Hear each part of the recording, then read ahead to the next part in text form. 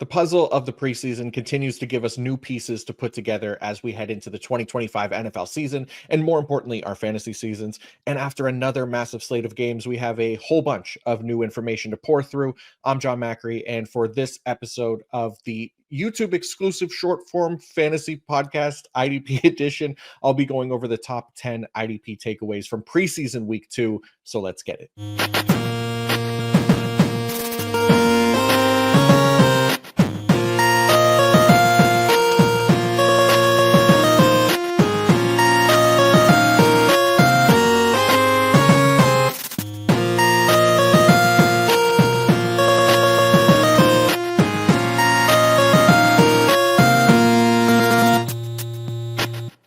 Okay, before we get into it, I want to remind everyone watching this today, Monday, August 18th, that today is the last day of the PFF Plus early bird sale, meaning it's your last chance to save on a PFF Plus subscription before the season kicks off. And I wouldn't be surprised if there was no sale again until like NFL draft time. Who knows? So get in there now. Use the promo code earlybird. You'll get access to all the player grades, locked content, fantasy tools, and that'll stay with you all the way through this time next year, so that you'll also get the NFL draft content that we have as well. But again, promo code earlybird, that sale ends today, August 18th, so don't wait any longer.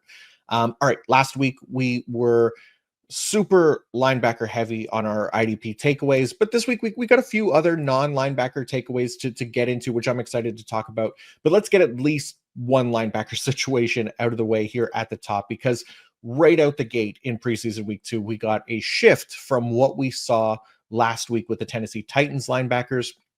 Cody Barton, he remained the green dot and full-time linebacker here. That part didn't change.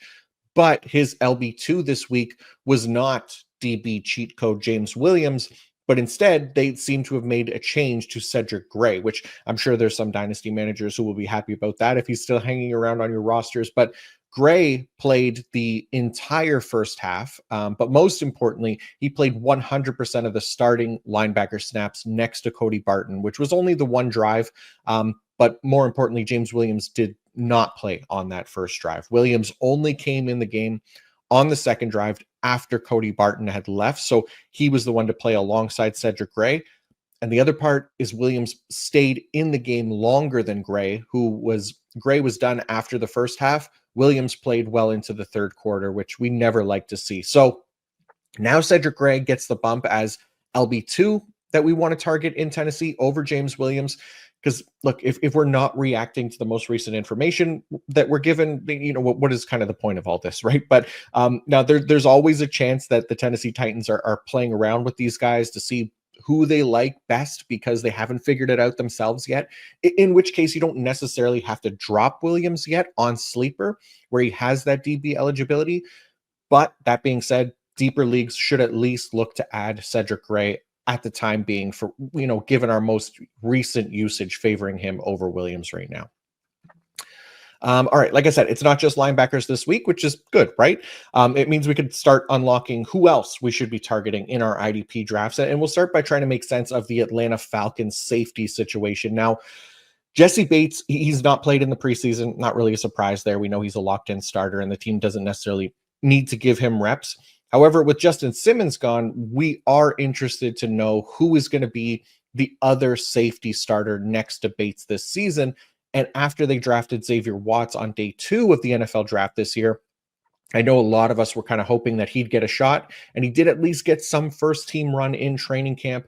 However, Jordan Fuller seems to be the favorite right now, being given the starter treatment over Watts in both preseason games so far. So in that first preseason game, it was Jordan Fuller and DeMarco Hellams as the starter, and Watts came on after that. This game here in week 2, both Fuller and Watts started. Hellams did not play in this game. So that was nice to see from Watts that he got some starting time. He definitely got encouraging IDP usage, which you can see on the screen here. However, Fuller got the rest treatment first, which is kind of what we're looking for in identifying who the team is prioritizing as their top option. So for now, Watts is third on the depth chart at best. Hellams is his primary competition, it seems, but neither one really matters right now as long as Fuller holds that starting job next to Jesse Bates. So Fuller will be our target if we're looking to draft somebody right now. It's possible that Watts works in slowly and takes over, but for 2025 leagues at least, he's not a draft option for us right now. Speaking of discouraging news for our young up-and-coming safeties, this one hurts because I really like Jaden Hicks as like a potential IDP breakout candidate this year. Unfortunately, the Kansas City Chiefs might feel a little differently about that right now. So for me, Hicks had the potential to take on the Justin Reed role in this defense and be really effective for IDP, since that was a role that called for a high amount of box snaps and play around the line of scrimmage, something that Hicks thrived at in college. My only real concern was that Chamari Connor would take that spot, but at the same time, I felt like Chamari Connor would probably man the slot for the Chiefs, so we can, worry less about that. Well, turns out Chamari Connor might be doing both for the Chiefs this season, because not only is he working as their primary slot defender this preseason, but he's also pulling double duties and taking on the safety snaps when he's not in the slot. Now, this was the case in the first preseason game, even though he only played one drive, but the first drive of the second game was actually exactly the same. So this unfortunately left poor Jaden Hicks in the exact same role that he was in last year, as just kind of the third banana with Brian Cook, and then Connor taking the full-time duties and only leaving Hicks with kind of the scraps of a sub-package role, which keeps him out of play as an IDP option for us as long as that's the case. Now, the only thing that gives me hope here is that Hicks did cut into Connor's snaps a little bit on the second drive, but then Connor didn't play the rest of the game either, while Hicks and Cook played one more drive together, and then Cook was done and Hicks played well into the third quarter. So this one kind of sucks. I had hopes for Hicks this year, but Spags is always a tough one to put too much faith in to rely on for IDP. I don't mind Chamari Connor, who, as long as that second drive isn't an indication that there's going to be some Spags shenanigans this year at the position, which is 100% a possibility, a full-time Chamari Connor could be a really good option. And he was last year, playing just a typical nickel corner role and not full-time. But if he's actually staying on the field in all situations, then that is great for his IDP potential. All right, we got a little more clarity this week from the Seattle Seahawks defensive backs, which we did cover last week, but I felt this one was worthy of an update because we actually saw all four IDPs of interest for Seattle secondary in this game. That, of course, being Julian Love, Kobe Bryant, Nick Emenwari, and of course, Devin Witherspoon. So last week I highlighted Emenwari playing exclusively in the slot, which it would be fine for IDP if he was their primary defender there. But of course, Devin Witherspoon has been the clear top option for them in that role there these past few years, and he was not that in the first first preseason game, I should say. So this game, Spoon was in on the first drive, we saw him play 100% of the snaps along with Julian Love and Kobe Bryant. Well, Nick Emenwari, he still found some snaps to work alongside the starters. He actually played 60% of the possible 10 defensive snaps with the starters, 5 of which were in the slot. The other one was at outside corner. So this was super similar to the Kyle Hamilton usage that we keep referencing in regards to Emenwari during his first NFL season. Again, I would not be surprised to see Mike McDonald do the exact same thing. This also meant, though, that Devin Witherspoon ended up playing outside cornerback slightly more than he was in the slot, which has not been the case in previous seasons. It wouldn't be great for his CB1 potential in 2025. Like, typically, Witherspoon has spent about 48% of his total defensive snaps in the slot and 40% of his snaps on the outside. However, in this game, as you can see on the screen here, he spent 60% of his snaps outside and just 40% in the slot. Now, it's not a huge shift, right? And it was also only 10 snaps, and it's just the preseason. So it's not time to, panic on Spoon yet by any means, but if they are going to find ways to get Emenwari worked in, and they seem very set on him playing in the slot, then we could see a decrease in that ideal usage for Witherspoon, which would likely take him out of that CB1 overall running for me. So just something to keep an eye on this season for sure. Again, we want Witherspoon playing in the slot, mostly outside being the secondary role. We don't really want that flipped because that will lower the output of production as well. Okay, we have a big problem in New England, specifically with Kyle Duggar, who has been, I'd say, a long-time IDP contributor at this point for us, and one of the most box-heavy safeties in the league in recent years. However, there have been rumors that he is on the roster bubble this offseason, which is definitely a big eye opener for us with this being a new coaching staff and new defensive scheme. And while the first preseason game of the year didn't seem like it was a major issue since he started, he played his usual role. The second preseason game was a lot more concerning because he did not start this game and he only came on when the backups were out there. Like that is a massive red flag for Duggar sticking on the team in combination with the cut candidate rumors, right? So I think we should really be looking to move on from Duggar right now in IDP leagues and find a new option. If you're sticking in New England, then Jalen Hawkins, he was the starter for the Pats over Duggar, and he appears to be the favorite for week 1 right now.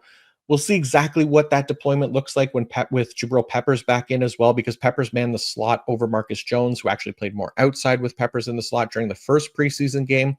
Though in this one with Peppers out, it was Jones who played the slot with the first team. But yeah, if we're going to see a full-time safety role for Jalen Hawkins, the deployment for him should be favorable compared to the other New England options for IDP. He played 3 of his 8 snaps in the second preseason game in the box. Very small sample again, but that was better than the first preseason game for Hawkins when Duggar was starting with him, and it was Duggar getting the box favorite deployment. So Jalen Hawkins, a name to keep in mind, and Kyle Duggar, a name that I would be looking to move off of right now. All right, heading back to Philadelphia now, where things still look sunny for Mr. Jihad Campbell after a bit of a confusing rotation in preseason week 1. Although if you watch the preseason week 1 takeaways video, you'll know we came away feeling more encouraged about Campbell emerging as the starter next to Zach Bond to start the year. And preseason week 2, the rotation was still there, but much less confusing since Campbell actually started in this game. And everything that he did continues to say that he'll be the clear starter next to Zach Bond come week 1. So just diving quickly into the usage, Campbell and Jeremiah Trotter played 100% of snaps at linebacker through the first 2 drives of the game. After that, Smail Mondin came in for Campbell to play the 3rd drive, and then Campbell came back on the field for the 4th and 5th drives in place of Jeremiah Trotter. One of those drives was literally only 1 snap, so I think that's why it was 2 drives instead of 1. After that, the first half was over, and so was Campbell's day, which was the positive sign that we got last week as he got the rest treatment first, and Mondin and Trotter played into the second half. Now, I'm pretty confident that Campbell will be the LB2 starter next to Zach Bond. I'm much less worried about, the talk of him being used on the edge because he only played 2 of his 29 snaps this week on the edge. Maybe things change when Zach Bond is in there and it gives Fangio a little bit more to play with. So that is kind of the next hurdle to clear. The other thing as well will be if we continue to see some use of like Jeremiah Trotter specifically on certain drives over Campbell in the regular season, even if he's not getting the bulk of the snaps. So I don't know, that might be more my anxiety trying to scare me and get in my head, but it is those 2 things that are at least possible, even if not entirely likely. So for now, though, arrows up for Campbell through 2 preseason games, and I'm excited for sure. One of the better linebacker prospects we've had in recent years, and getting that first round capital is definitely a plus. So great to see this usage for dynasty purposes. All right, we're off to Vegas now for an update on their linebacker situation, which gave us a little more clarity for potential usage among the starters, which is good because the starters did not change. It was still Devin White wearing the dot, playing 100% of snaps. And while Jermaine Pratt started next to him again, he was not a full-time linebacker like last week. So instead, Jermaine Pratt came off the field for 2 of the first 11 possible defensive snaps. And adding to that negative, he lined up on the edge for 6 of his 9 possible snaps, which, as we talk about all the time on here, it's a tackle efficiency killer, right? Like that continued into the second drive as well, as Pratt came off the field for 2 of a possible 5 snaps and lined up on the edge for 1 of his 3 total snaps there. So both of these things are pretty big red flags for Pratt. Last week, I said how if Pratt and White were both full-time, then I'd prefer Pratt, just considering White's history of inefficient tackling. However, this usage changes that pretty dramatically, I'd say, right? White playing full-time, Pratt being part-time, and getting that edge usage, like White is clearly going to be the top IDP option now, and Pratt will fall down the ranks for me. Okay, so next up is the New York Giants, and this one, let's call it peculiar. So Bobby Okereke and Micah McFadden started this game with Okereke wearing the dot and McFadden coming off the field on both of the third downs on that drive. No surprise there. That's kind of been business as usual for the Giants. I was fine to move along. But then on the second drive, we saw McFadden wearing the dot and playing full time. And it was Bobby O who came off the field on the lone third and long. So what the F, right? Now, this is where, analyzing every snap in the preseason can mess with your head a bit, right? Because this could literally be nothing and just the team giving guys opportunity in the preseason that they might not have when the games actually count. It could be that, maybe, but let's keep watching, right? So on the third drive of the game, McFadden kept the dot and Darius Mowasow came in to replace Bobby O. So again, I'm like, yeah, that makes sense. We can chalk it up to being nothing really. And McFadden just ran the dot because he was going to stay in the game longer than Okereke, etc. Well, not so fast. Again, on the fourth drive of the game, we did not see McFadden because his day was wrapped up. But who would come back onto the field in the second quarter, mind you, to play next to Darius Mowasow? Freaking Bobby Okereke. And Mowasow wore the dot, by the way. So seriously, what the actual F is going on here? Now, Brian Daboll came out after the game and he said that he was trying to get the guys to hit a certain amount of snaps. And when he found out Okereke only had 15 or whatever it was, he decided to send him back out there. This is somewhat believable. I guess it's definitely possible. And I guess we can maybe take it as, them making sure the players got their allotted work in. We can't know 100%, but it was at least interesting that the second drive had McFadden with the dot and Okereke coming off for the one snap on third and long. Again, could just be a preseason thing. However, it does add a little bit of potential risk with Okereke that maybe wasn't there before. So he's going to move down the rankings for me at least a bit behind full-time guys who don't have questions about their usage. And then McFadden also maybe gets a slight bump closer to the top of the non-full-time linebackers. All right, the Los Angeles Chargers linebackers. Oh, the Los Angeles Chargers linebackers. Outside of Diane Henley last year, this group was a pain in the ass. And there is still a good chance that that will once again be the case this season, as Junior Colson still can't seem to crack the starting lineup, despite Jim Harbaugh and Jesse Minter being his coaches in college and them spending a day 2 pick on him in the NFL draft last year. I don't know what is wrong with Colson. I loved him as a linebacker prospect. And while it's only year 2, I'm getting concerned that I was way off on him, because in this game, Denzel Perriman got the start next to Henley, played 100% of the snaps for their first drive together. Henley and Perriman's day was done after that one drive, and they were replaced by Junior Colson and Troy Dye as the second unit. And what's worse is that Troy Dye's day was done after the first half, and Colson played well into the second half. So he's like LB4 at best right now. It's a big problem for his potential breakout year 2. I wouldn't be surprised, if we got a rotation at LB2 last year. But based on this usage, Perriman should at least be the next linebacker option we're considering after Henley, and really only for deeper leagues. Okay, how about some Tyke Smith hype to wrap us up for today? Smith made the defensive back breakouts candidates article for me this year, and after 2 preseason games, I'm feeling pretty good, or at least as good as I could be after 2 preseason games, that one can come to fruition. So we haven't seen Antoine Winfield Jr. this preseason, which isn't a huge surprise, but after Tyke didn't play in the first preseason game, we did get to see him this week, and the usage was encouraging. So Christian Izien started in place of Antoine Winfield Jr., but he also played beyond Tyke Smith being done for the day. So clearly Izien looks to be the safety 3 of the bunch right now, and Smith does look to be making that move to safety, as has been rumored this offseason, after he played primarily in the slot last season. So this is huge for Smith, since he was not a full-time player in the slot last year. But moving to safety is going to at least allow him to stay on the field for all snaps, which is huge. The next question would be that, what kind of alignments he's going to get from that full-time safety role, because we don't necessarily want him to have, that breakout IDP season by just sticking deep, since that wouldn't really help him much compared to his less than full-time slot usage last season. And in this game, I'd say that the usage was very encouraging, as Smith played 56% of his possible defensive snaps in the box, which is a massive number. Probably not going to be that high in the regular season, but if we're getting around 40%, then that is a win.